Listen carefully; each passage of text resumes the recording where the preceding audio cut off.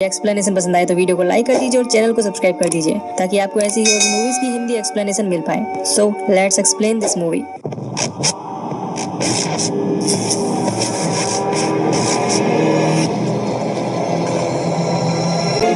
Movie की शुरुआत में हमें दिखाया जाता है कि एक लड़की जिसका नाम क्वीन ब्रेनर है वो एलिस से मिलने उसके घर आ जाती है क्योंकि वो चाहती थी कि एलिस उसकी मरी हुई माँ से उसका कांटेक्ट करा दे। और उस वक्त एलिस कहती है कि मैंने ये काम छोड़ दिया है, लेकिन एलिस ने देखा कि वो लड़की बहुत दूर से आई इसलिए वो उसको घर के अंदर बुलाती है। इसके बाद हम देखते हैं कि क्वीन ब्रेनर एलिस से कहती है कि उसे आज भी लगता है कि उसकी माँ उसके आसपास ही कहीं है क्योंकि वो उसे महसूस कर सकती है। इसके बाद एलिस क्वीन की माँ से कॉन्टेक्ट करने की कोशिश करती है, लेकिन एलिस का कॉन्टेक्ट किसी दूसरी आत्मा से हो जाता है जो एलिस के दिमाग पर हावी होने लगती है। इसके बाद हम देखते हैं कि एलिस आत्माओं की दुनिया से अपना कॉन्टेक्ट तोड़ देती है। इसके बाद एलिस क्वीन से कहती है कि तुम अपनी माँ से कांटेक्ट करने की कोशिश मत करना, क्योंकि जब हम किसी आत्मा से संपर्क करने की कोशिश करते हैं तो बाकी दूसरी बुरी आत्माओं को भी ये सब पता चल जाता है और वो भी हमारी सारी बातें सुन लेती हैं, जो बहुत ही खतरनाक है क्योंकि उसके जरिए दूसरी आत्माएं हमारी बॉडी पर कब्जा भी कर सकती हैं। इसके बाद हम देखते हैं कि क्वीन अपने घर चली जाती है जहाँ हम उसके पिता शॉन और भाई एलेक्स को देखते हैं। इसी रात को क्वीन की नींद खुल जाती है, जिसके बाद उसे लगता है कि उसके कमरे में कोई है। कई दिनों बाद क्वीन एक ऑडिशन देने के लिए जाती है जहाँ रिहर्सल के दौरान उसे एक आत्मा दिखती है जो क्वीन की तरफ वेव करती है, पर क्वीन को नहीं पता होता कि वो एक आत्मा है। इसके बाद क्वीन ऑडिशन के लिए जाती है जहां ऑडिशन लेने वालों में से एक जेम्स वॉन थे जिन्होंने कि इंसीडियस चैप्टर 1 और 2 को डायरेक्ट किया है। यहाँ जेम्स वॉन हमें कैमियो में दिखे हैं। खैर यहाँ पर ऑडिशन देते वक्त क्वीन नर्वस हो जाती है और कुछ बोल नहीं पाती, जिस वजह से ये दोनों क्वीन को अगली बार ऑडिशन देने के लिए कहते हैं। अब हमें दिखाया जाता है कि क्वीन अपने पिता पर बहुत गुस्सा होती है क्योंकि उसके पिता उसकी माँ के मरने के बाद उससे बात भी कम करते हैं और ज्यादातर घर का काम भी उसे ही करना पड़ता है। इस कारण उसे लगा कि वो ठीक तरह से अपने ऑडिशन को याद नहीं कर पाई और यही वजह थी कि क्वीन अपनी लाइंस को ठीक से याद नहीं कर पाई और स्टेज पर नर्वस हो गई। ये सभी बातें क्वीन अपनी दोस्त मैगी को बता रही थी। अब जाते टाइम उसे वो बुरी आत्मा फिर से दिखती है जो उसकी तरफ वेव करती है। तभी अचानक उसके एक कार से एक्सीडेंट हो जाता है जिसमें क्वीन बुरी तरह इंजर्ड हो जाती है। अब हमें हॉस्पिटल में दिखाया जाता है कि क्वीन जिंदा तो बच गई है, लेकिन उसके पैरों में बहुत सारी फ्रैक्चर आ गई है, जिसकी वजह से अब उसे व्हील चेयर का सहारा लेना पड़ेगा। इसके बाद जब क्वीन अपने घर आ जाती है तो उसके पिता उसे एक घंटी देते हैं जिसे बजाकर वो किसी भी वक्त अपने पिता को बुला सकती है। अब रात को क्वीन के साथ फिर से अजीबोगरीब घटनाएं होने लगती हैं, जैसे वो घंटी जो उसके पिता ने दी वो अपने यहाँ बजने लग जाती है, दरवाजा अपने आप खटखटाने लग जाता है। कभी कभी क्वीन को किसी के कीचड़ से भरे पैर भी दिखते थे, तो कभी उसके ऊपर वाले फ्लैट में उसे किसी के चलने की आवाज सुनाई देने लगती है, जबकि ऊपर वाला घर पूरा खाली था। इन सभी कारणों की वजह से क्वीन बहुत परेशान हो जाती है।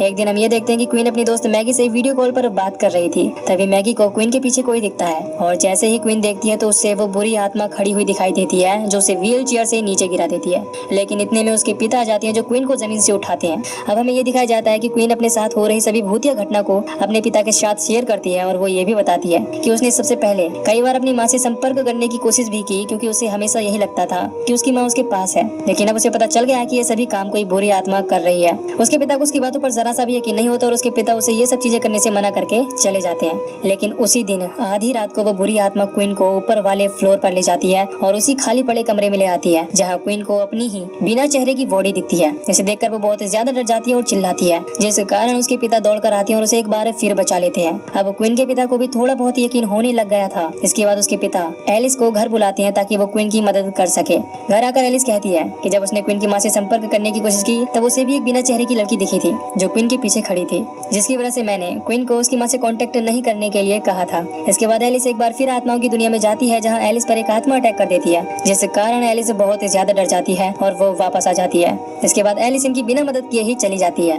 अब हमें दिखाया जाता है कि एलिस अपने दोस्त कार्ल से मिलती है जिसे हमने इंसीडियस चैप्टर 2 में भी देखा था। यहाँ एलिस अपने दोस्त कार्ल को क्वीन के बारे में बताती है, जिस पर कार्ल एलिस का हौसला बढ़ाते हुए कहता है कि तुम बहादुर हो और तुम्हें क्वीन की मदद हर हाल में करनी चाहिए। अब एलिस कार्ल को जॉश की फोटो दिखाकर कहती है कि जॉश के पीछे जो शैतान की आत्मा खड़ी है अब वो मुझे मारना चाहती है क्योंकि उसने मुझसे कहा था कि मेरी मौत उसके हाथों ही लिखी है और यही वजह है कि मैं द फर्दर में नहीं जाना चाहती। इस पर कार्ल एलिस को समझाता है कि एलिस तुम उस शैतान से ज्यादा शक्तिशाली हो और तुम्हें लोगों की मदद करनी चाहिए क्योंकि हम तुम जैसे लोग ही उनकी मदद कर सकते हैं और कोई नहीं कर सकता। इसके बाद एलिस वापस क्वीन की मदद करने के बारे में सोचती है। उधर हम देखते हैं कि क्वीन के पिता स्पेक्स और टकर नाम के दो पैरानॉर्मल इन्वेस्टिगेटर को अपने घर बुलाते हैं और दोस्तों इस समय तक ये दोनों एलिस को नहीं जानते हैं। खैर अब टकर क्वीन के सर पर कैमरा लगा देता है जो रात के अंधेरे में भी सब कुछ देख सकता था।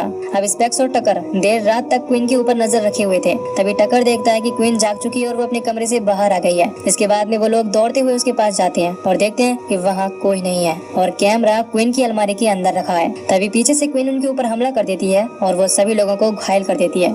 इसके बाद हम देखते हैं कि क्वीन अपने पैरों पर लगे प्लास्टर को तोड़ देती है। इसके बाद क्वीन अपने आप को मारने की कोशिश करती है, पर ये सभी मिलकर क्वीन को जैसे तैसे पकड़कर बांध देते हैं। और जब क्वीन मुंह खोलती है तो हमें उस बुरी आत्मा की आंखें नजर आती हैं, जिसे देखकर स्पैक्स और टकर दोनों डर जाते हैं, क्योंकि इन्होंने आज से पहले कभी असली आत्मा या भूत को नहीं देखा था। जब ये बात शॉन को पता चलती है तो वो इन दोनों पर भड़क जाता है और इन्हें घर से निकालने लगता है। ये दोनों घर छोड़कर जाने ही वाले थे कि एलिस वहाँ आ जाती है और स्पैक्स और टकर को मदद के लिए रोक लेती है। अब एलिस इन सभी लोगों को बताती है कि ये शैतानी आत्मा कई साल पहले इसी बिल्डिंग में रहती थी और ये शैतानी आत्मा बाकी आत्माओं से अलग है, क्योंकि नॉर्मली बुरी आत्मा इंसानी शरीर पर कब्जा करने की कोशिश करती है, लेकिन ये ऐसी नहीं है। ये इंसान को मारकर उसकी आत्मा को अपनी दुनिया में ले जाकर कैद कर लेती है। और इस वक्त उस आत्मा ने, जो कि हमेशा एक ऑक्सीजन मास्क पहना रहता है, उसने क्वीन की आधी आत्मा पर कब्जा कर लिया है। इसके बाद एलिस क्वीन को बचाने के लिए वापस आत्माओं की दुनिया में जाती है, जहाँ उसे एक लड़की मिलती है जो इसी बिल्डिंग में रहती थी और इसे भी उसी ऑक्सीजन मास्क वाली आत्मा ने मारा था। एलिस ये सब सुनकर आगे बढ़ती है। तभी एलिस पर वो शैतान जो एलिस को मारना चाहता था वो हमला करता है। वो उसको गला दबाकर उसे मारने की कोशिश करता है, लेकिन इस बार एलिस को अपने दोस्त कार्ल की बात याद आती है कि तुम सबसे ज्यादा ताकतवर हो, जिसके बाद एलिस उस शैतानी आत्मा को दूर फेंक देती है। अब कमरे में एलिस अपने पति की आत्मा को देखती है, जिसे देखकर वो काफी खुश होती है। उसका पति उसे कहता है तुम्हें हमेशा के लिए मेरे साथ रहना चाहिए। इसके बाद एलिस के पति जैक की आत्मा एलिस से अपने आप को मारने के लिए फोर्स करती है। अब एलिस समझ जाती है कि ये उसका पति नहीं हो सकता, क्योंकि उसका पति उसे खुद की जान लेने के लिए कभी नहीं कहेगा। एलिस उस आत्मा के सिर के ऊपर वार करती है, जिस कारण उसका असली चेहरा सामने आ जाता है। अब हमें पता चलता है कि ये वही शैतान है जो क्वीन की बॉडी पर कब्जा करना चाहता है। तभी हम देखते हैं कि उस शैतान के पास क्वीन की आत्मा आती है, जिसकी आंखें नहीं थी, लेकिन एलिस शैतान को कहती है मैं तुमसे ज्यादा ताकतवर हूँ। इसके बाद एलिस क्वीन की आत्मा को लेकर यहाँ से भाग जाती है, पर पीछे से वो ऑक्सीजन मास्क वाली आत्मा उन्हें रोकने की बहुत कोशिश करती है, लेकिन एलिस किसी तरह से वहाँ से निकल जाती है। एलिस क्वीन को किसी तरह उसके रूम के पास ले आती है और क्वीन से अपनी बॉडी में एंटर होने को बोलती है। इसके बाद एलिस तो रियल दुनिया में अपनी बॉडी में वापस आ जाती है, लेकिन क्वीन अभी तक नहीं आ पाती। अब एलिस उसे वापस लाने की कोशिश करती है, लेकिन क्वीन को उसी ऑक्सीजन मास्क वाली आत्मा ने पकड़ लिया था। इधर एलिस को क्वीन की डायरी मिलती है, जिसमें उसकी माँ लिली का एक लेटर था, जिसमें लिखा था कि क्वीन अपने ग्रेजुएशन डे पर ये लेटर पढ़े। इसके बाद हम देखते हैं कि एलिस आत्माओं की दुनिया में क्वीन की माँ को बुलाती है, ताकि क्वीन को वापस लाया जा सके। आत्माओं की दुनिया में क्वीन की माँ अपनी बेटी की हेल्प के लिए आ जाती है। वो क्वीन के पास आकर कुछ कहती है, जिस वजह से क्वीन जाग जाती है और वो शैतानी आत्मा के मुंह से उसका ऑक्सीजन मास्क हटा देती है, जिस वजह से वो आत्मा यहाँ से भाग जाती है। अब क्वीन रियल वर्ल्ड में वापस आ जाती है, जिसके बाद सभी लोग खुश होते हैं। अब एलिस क्वीन को बताती है कि इस बार क्वीन की मदद उसकी माँ ने ही की थी और अब उसकी माँ उससे कुछ कहना चाहती है कि जब तुम ऑडिशन दे रही थी तो उस वक्त तुम्हारी माँ की आत्मा भी वहीं पर थी और वो सब कुछ देख रही थी, और वो ये कहना चाहती है कि क्वीन और उसके पति उसी आत्माओं की दुनिया में ढूंढने की कोशिश ना करें, क्योंकि वो हमेशा उनके पास ही रहेगी। भले ही वो लोग उसे ना देख सके, पर वो हर मुसीबत में उनकी मदद करेगी। इसके बाद लिली की आत्मा चली जाती है, जिसके बाद हम लोग मूवी के आखिर में देखते हैं कि एलिस स्पैक्स और टकर से कहती है कि तुम लोगों के साथ मुझे काम करके अच्छा लगा और हमें आगे भी साथ रहकर ही काम करना चाहिए। इसके बाद स्पैक्स और टकर भी साथ रहकर काम करने के लिए तैयार हो जाते हैं।